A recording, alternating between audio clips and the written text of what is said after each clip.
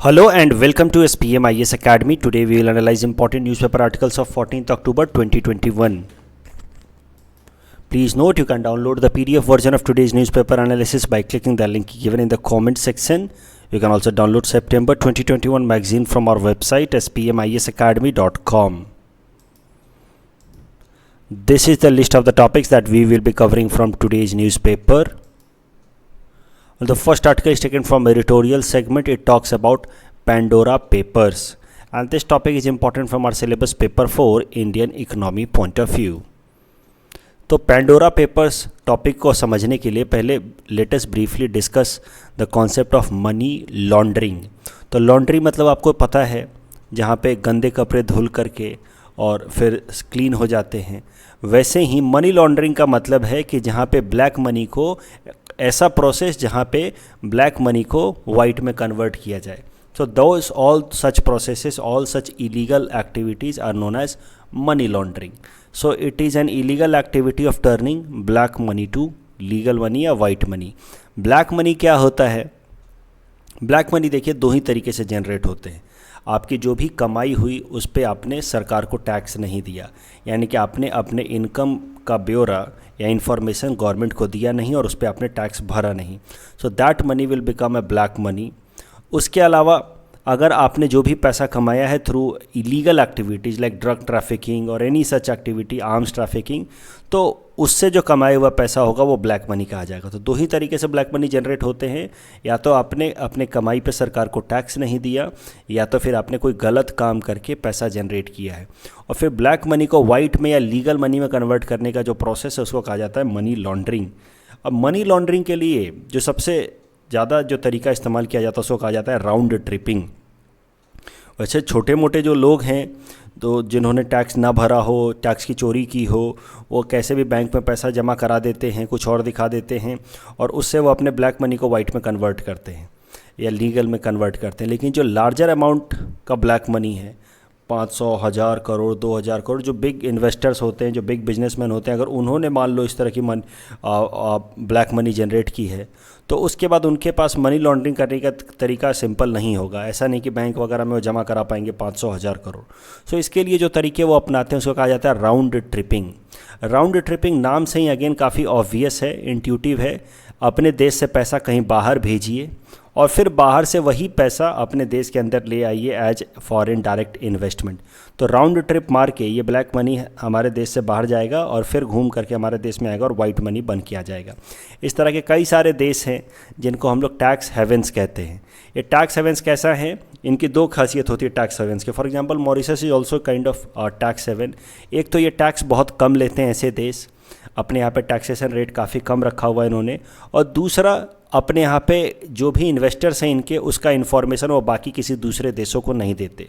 तो देखिए कैसे टैक्स हेवेंस राउंड ट्रिपिंग करा के मनी लॉन्ड्रिंग में मदद करते हैं, उसको आप इस फिगर की मदद से समझिए. मान लीजिए कोई करप्ट इंसान है, पॉलिटिशियन है, बिल्डर है, कॉन्ट्रैक्टर है, माफिया है, कोई भी है, साधु यादव नाम है इसका. इसने कुछ ब्लैक मनी जनरेट किया, या तो ऐसा काम करके जो इलीगल है, या तो फिर कोई ऐसा मनी जनरेट किया जिस पे इसने टैक्स नहीं दिया. अब ये ब्लैक मनी ये क्या करेगा? किसी हवाला ऑपरेटर के थ्रू, देश में कई सारे इस तरह के इलीगल एजेंसीज़ हैं, इलीगल इंडिविजुअल्स हैं जिनको आप हवाला ऑपरेटर्स कहते हैं, जिनका काम ही यही होता है कि देश से बाहर पैसा भिजवाना. ये रुपए में पैसा लेगा और उसके बदले में ये पैसा डॉलर्स में किसी दूसरे विदेश में टैक्स हेवेंस में वो पैसा डॉलर में भिजवा देगा. तो साधु यादव इसको बोलेगा कि भाई हमारा पैसा भिजवाना है मॉरिशस. ये बोलेगा हो जाएगा सर, मेरा 1%, 2% कमीशन लगेगा. 1%, 2% कमीशन इसको मिल जाएगा. अब 30% टैक्स देने के बजाय ये आदमी सोचेगा कि मैं 2% कमीशन दे दूं. और ये हवाला वाला फिर क्या करेगा? 2% कमीशन लेकर के ये पैसा किसी विदेश के कंपनी में, यहाँ पे टैक्स हेवन जो है, यहाँ पे किसी एक कॉरपोरेट सर्विस फर्म को भेज देगा. इन्वेस्टमेंट बैंकर्स जिनको कहते हैं, इन्वेस्टमेंट सर्विस प्रोवाइड करने वाली कंपनियां हैं, उसको ये पैसा भिजवा देगा. तो रुपए में इसने पैसा लिया इस देश के अंदर. इस तरह कई सारे इलीगल हवाला ऑपरेटर्स हैं, रुपए में पैसा लेंगे और डॉलर भिजवा देंगे to some corporate service firms in the tax havens, offshore corporate service firms. अब ये क्या करेगा? ऑफ शोर कॉरपोरेट सर्विस फर्म वाला ये जो कंपनी है, ये एक नई कंपनी खोल देगा अपने ही देश में. या फिर कोई नई ट्रस्ट खोल देगा अपने ही देश में, और उस ट्रस्ट में या उस नई कंपनी में, जिसको सेल कंपनी कहते हैं, खोखा कंपनी, खाली कंपनी, क्योंकि उसका कोई मेन काम नहीं है, इस कंपनी को बिजनेस करने के लिए नहीं खोला गया है। साधु यादव का पैसा यहाँ पे ABC नाम की कोई भी कंपनी खोल करके, सेल कंपनी, फर्जी कंपनी जिसका कोई काम नहीं है, उसमें उसने पैसा डाल दिया है, ट्रस्ट खोल करके उसमें पैसा डाल दिया। और फिर क्या करेगा, यही ट्रस्ट या ये cell company Sadhu Yadav industries में इंडिया में वापस से इन्वेस्ट कर देगा।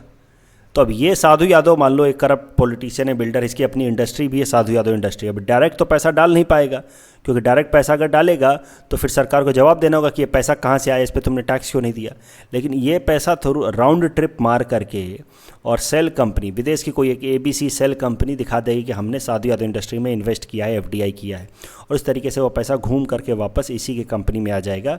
सो that is how round tripping leads to money laundering. पैसे को ब्लैक मनी को वाइट मनी में कन्वर्ट किया जाता है। अब पेंडोरा पेपर्स क्या है? Pandora papers are about 11.9 million leaked files. तो फाइल्स लीक हो गए हैं। इस तरह के जो कॉरपोरेट सर्विस फर्म्स थे, इनके लगभग 11.9 मिलियन फाइल्स लीक हो गए। इस तरह के 14 दुनिया भर में अलग अलग जगहों पे जो इम्पॉर्टेंट टैक्स हेवेंस वाले रीजन में 14 ग्लोबल कॉरपोरेट सर्विस फर्म्स के लगभग 11.9 मिलियन फाइल्स लीक हो गए हैं। और इससे पता चला है कि लगभग 29,000 सेल कंपनियां, जिनको ऑफ द सेल्फ कंपनी भी कहा जाता है, या प्राइवेट ट्रस्ट बनाए गए हैं ताकि लोगों का पैसा राउंड ट्रिपिंग कराया जा सके, या फिर लोगों का पैसा विदेशों में इन्वेस्ट कराया जा सके, मनी लॉन्ड्रिंग कराई जा सके। तो मुद्दा यह है कि इनकी फाइल्स लीक हो गई है। इन्हीं फाइल्स को नाम दिया जा रहा है पेंडोरा पेपर्स। और इनकी फाइल्स जब लीक हुई है तो इस तरह के लोग जो अपना पैसा राउंड ट्रिपिंग करा रहे थे, मनी लॉन्ड्रिंग करा रहे थे, उनकी आइडेंटिटी रिवील हुई है। और कई सारे प्रोमिनेंट लोगों का नाम सामने आया है। One of the most decorated cricketer of India, उनका भी नाम सामने आया है। More than 300 Indian names identity have been leaked. 60 तो बहुत प्रोमिनेंट लोग हैं हमारे देश के, उनका नाम पेंडोरा पेपर्स में आ रहा है। जरा ब्रीफली समझ लेते हैं कि ये ट्रस्ट कंपनी क्या होती है या ऑफ द सेल्फ कंपनी क्या होती है।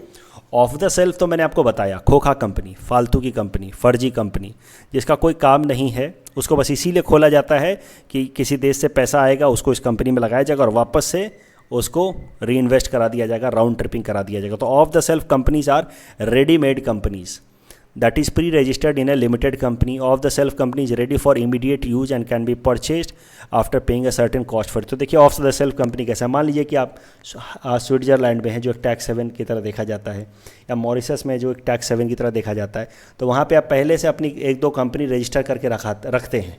लोग, कई सारे इस तरह के लोग हैं जो सेल कंपनी बना के रखते हैं। अब किसी को अपना पैसा उसमें भेजवाना है तो उस कंपनी को लोग बेच देते हैं कि ठीक है सर, हमें कुछ पैसे दे दीजिए, ये कंपनी आपकी, अब उसमें अपना पैसा डालिए, राउंड ट्रिपिंग कराइए। तो इस तरीके से ऑफ द सेल्फ कंपनियां काम करती हैं। प्राइवेट ट्रस्ट कैसा है? प्राइवेट ट्रस्ट में या ट्रस्ट कंपनी कौन सी होती है वो ज़रा समझिए। मान लीजिए कोई कंपनी ए है या कोई एक इंसान ए है जिसको अपना कोई एसेट, कोई कंपनी, कुछ पैसा दूसरे किसी कंपनी को या इंसान को देना है। आप सरल तरीके से ही समझ लीजिए कि कोई, मान लीजिए बिजनेसमैन है XYZ, उसको कुछ पैसा अपने बेटे को दिलवाना है, अपने एसेट्स बेटे को दिलवाने हैं, ठीक है। लेकिन वो चाहता है कि ये एसेट, ये पैसा आप उसके बेटे को तभी मिले जब वो 18 साल का हो जाए वो बेटा। तो उस टाइम में क्या करेगा वो कंपनी वाला ओनर या वो कंपनी, वो एक ट्रस्ट कंपनी को फॉर द टाइम बीइंग पूरा का पूरा मैनेजमेंट एडमिनिस्ट्रेशन दे देगा और बोलेगा कि जब मेरा बेटा 18 साल का हो जाए तो आप इस बेटे को ये सारा का सारा कंपनी और सब कुछ आप हैंड ओवर कर देंगे। तो ध्यान से समझिए, ट्रस्ट कंपनी जो लीगल एंटिटी, जैसे इस केस में एक ट्रस्ट कंपनी हो गया जो that acts as a trustee on the behalf of a person और बिजनेस। तो ये एक बिजनेस है या पर्सन है, इसके बिहाफ पे ये ट्रस्टी की तरह काम करता है for the purpose of administration, management and eventual transfer of assets to a beneficial party. Finally इसको यही काम रहता है कि जो बेनिफिशियरी का नाम है, अल्टीमेटली वो जो एसेट है इस बेनिफिशियरी को after a certain period of time दे दिया जाए। तो ट्रस्टी ओनर नहीं होता है, ट्रस्ट कंपनी ओनर नहीं होता, लेकिन वो ओनर की तरह काम करता है for the time being. I hope आपको ट्रस्ट का कॉन्सेप्ट समझ आ गया होगा। आपको अपने बच्चे को पैसा ट्रांसफ़र कराना है, कंपनी ट्रांसफ़र कराना है, लेकिन आप चाहते हैं कि वो बस 18 साल या 20 साल के बाद ही उसको मिले, तो आप वो कंपनी का पैसा वो ट्रस्ट को दे सकते हैं, जो ट्रस्ट उसको वापस से आफ्टर पर्टिकुलर टाइम उसको इवेंचुअली ट्रांसफ़र कर दे। सो ट्रस्ट बनाना जो है वो एक लीगल एंटिटी है। It is allowed under Indian trust act of 1882, इसका लीगल बेसिस है। And Indian trust act of 1882 allows to create offshore trust also, यानी कि विदेशों में भी ट्रस्ट बनाना अलाउ करता है इंडियन ट्रस्ट एक्ट। तो इस इंडियन ट्रस्ट एक्ट 1882 का इस्तेमाल करके कई सारे लोग विदेशों में ट्रस्ट बनवा देते हैं, ट्रस्ट कंपनी बनवा देते हैं, और फिर अपना पैसा उस ट्रस्ट कंपनी में डलवा देते हैं, और फिर 15 साल 20 साल बाद ऐसा लिख देते हैं उस ट्रस्ट कंपनी के एग्रीमेंट में कि ये 15 साल 20 साल बाद ये पैसा मेरे बेटे को मिल जाए। तो इस तरीके से हुआ क्या कि देश में तो आपने टैक्स भरा नहीं, और वह पैसा चला गया इस विदेश की इस ट्रस्ट कंपनी में, और यहाँ का ये टैक्स हेवन है, तो यहाँ पे टैक्स लगेगा कम, और फिर कुछ दिनों बाद ये पैसा आपके बेटे को मिल जाएगा, तो टैक्स भी बच गया और बेटे को पैसा भी मिल गया। तो इस तरीके से कुछ चीज़ें हैं, one transaction to another transaction. अब देखिए, सारे के सारे पेंडोरा पेपर्स में जिन लोगों के नाम आए हैं, कोई ज़रूरी नहीं है कि सब लोग इलीगल काम ही कर रहे हों। इलीगल मतलब कानून को तोड़ा हो, ऐसा कोई ज़रूरी नहीं है।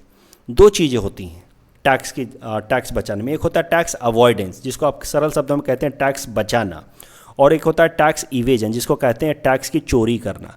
टैक्स अवॉइडेंस में कैसा है कि आप तमाम तरीके अपनाते हैं अपने टैक्स लाइबिलिटी को कम करने का, कानूनी तरीके, कि ये एग्जेम्पशन लगा लो, अपनी कंपनी को वहाँ शिफ्ट कर दो, ऐसे शिफ्ट कर दो कि टैक्स बच सके। टैक्स इवेजन जब आप सीधा सीधा टैक्स की चोरी करते हैं।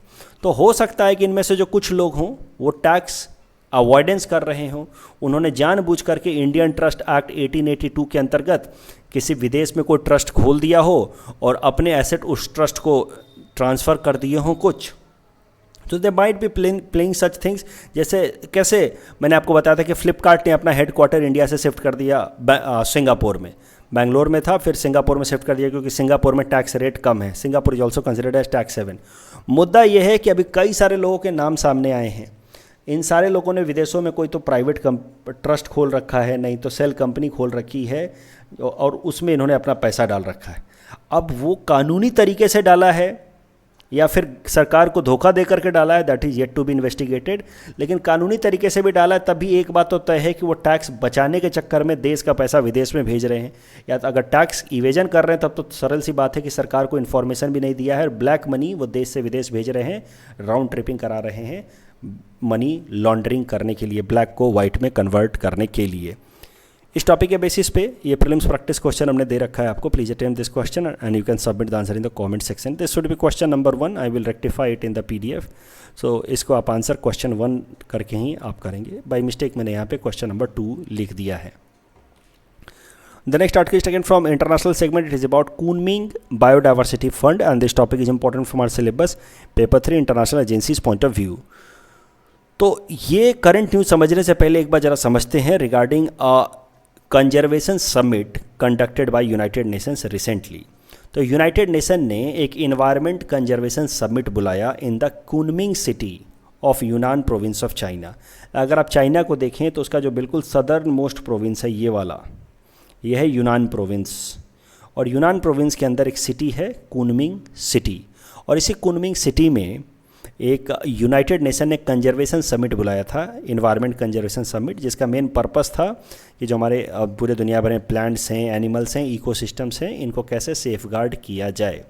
और इस इन्वायरमेंट कंजर्वेशन समिट में 2 टारगेट सेट किए गए हैं, targets that has to be achieved till 2030 and targets that has to be achieved till 2050।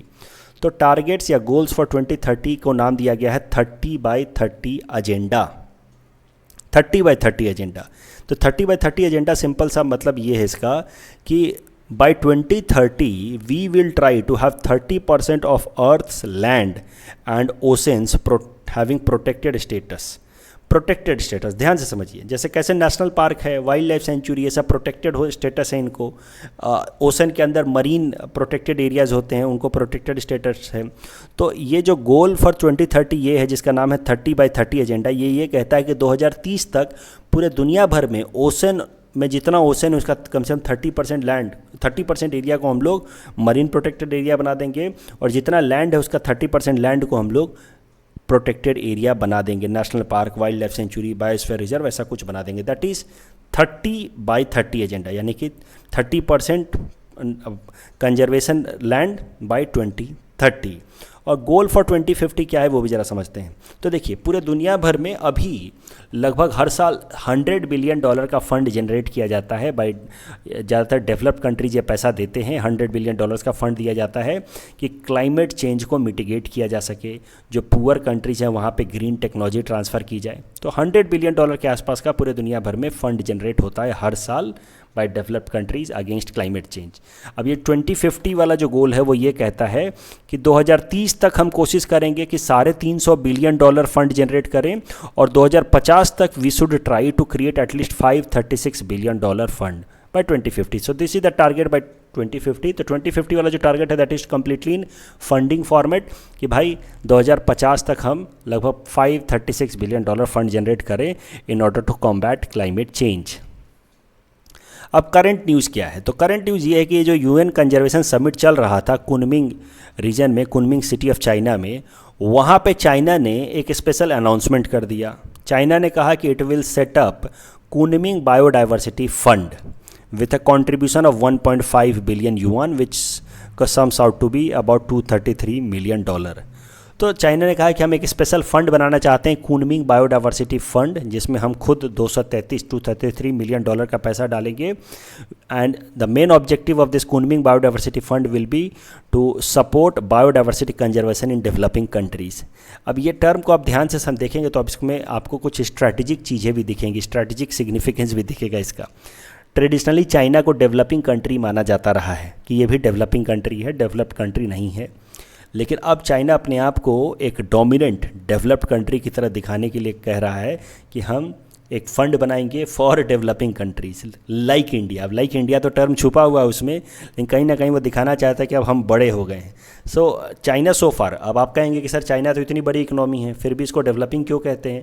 क्योंकि चाइना ओवरऑल बड़ी इकोनॉमी है, लेकिन अगर जीडीपी पर कैपिटा ले लिया जाए तो फिर वो काफ़ी पीछे चली जाएगी because of the large population of China. तो GDP of China might be bigger the way India GDP is bigger, लेकिन इसका मतलब ये तो नहीं कि हमारे यहाँ पे हमारा लाइफस्टाइल काफ़ी अच्छा है, because GDP per capita is low. तो चाइना का भी इसी तरह से low, and that is why China is traditionally consider to be developing. लेकिन अब चाइना कह रहा है कि हमने ये नया फंड बनाया है कुनमिंग बायोडाइवर्सिटी फंड, जो हम डेवलपिंग कंट्रीज़ को देंगे। तो कहीं ना कहीं चाइना दिखाना चाह रहा है कि अब हम डेवलप्ड हो चुके हैं। दूसरा, ये कुनमिंग बायोडाइवर्सिटी फंड बनने से फ़ायदा क्या होगा? चाइना का सॉफ्ट पावर बढ़ेगा। लेकिन जो रिच कंट्रीज़ हैं, डेवलप्ड कंट्रीज़ हैं, उन्होंने ऑब्जेक्शन खड़ा किया against this Kunming biodiversity fund. उन्होंने कहा कि ये नया फंड बनाने की ज़रूरत ही नहीं है, it is absolutely unnecessary since there is already a fund at international level जिसका नाम है global environment facility that is used to help the developing nations to finance their green projects. तो डेवलपिंग कंट्रीज़ को funding support देने के लिए already एक project है, ऑलरेडी एक फंड है, ग्लोबल इन्वायरमेंट फैसिलिटी। अलग से कुनमिंग बायोडाइवर्सिटी फंड बनाने की ज़रूरत है नहीं। क्या है ग्लोबल इन्वायरमेंट फैसिलिटी? इसको भी ज़रा देख लेते हैं। Global environment facility was established in 1992 इन रायो अर्थ समिट हेल्ड एट रायो de Janeiro, the most important summit regarding climate change and biodiversity. ये तो आपको पता ही होगा।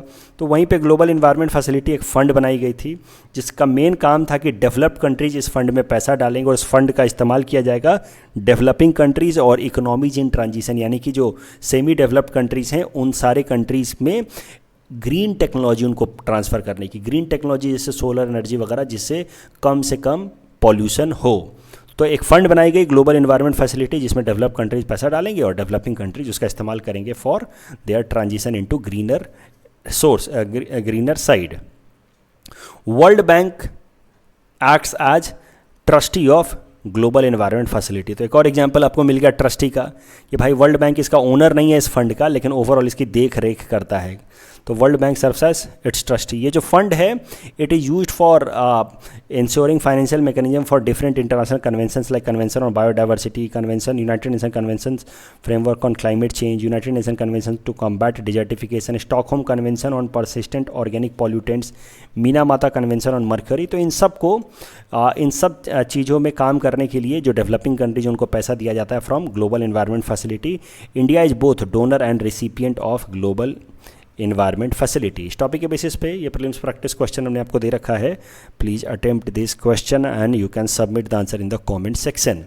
The next article is taken from national segment. It is about drug controller general of India recommending Bharat biotech vaccine. तो ज़रा देखते हैं, पूरा प्रोसेस समझते हैं। एक्चुअली आप जब न्यूज़ पढ़ेंगे तो आपको पता चल जाएगा कि drug controller general of India ने भारत बायोटेक वैक्सीन को पूरी तरह से क्लियर नहीं किया है। Let us see that news in detail, you will get the know what is the current development. समझिए, तो करंट डेवलपमेंट को समझने के लिए let us first of all understand about this organisation, central drugs standard control organisation. तो नाम से आपको पता चल रहा है कि ये एक ऑर्गेनाइजेशन है, Central Drugs Standard Control Organization. This organization has been created under Drugs and Cosmetics Act.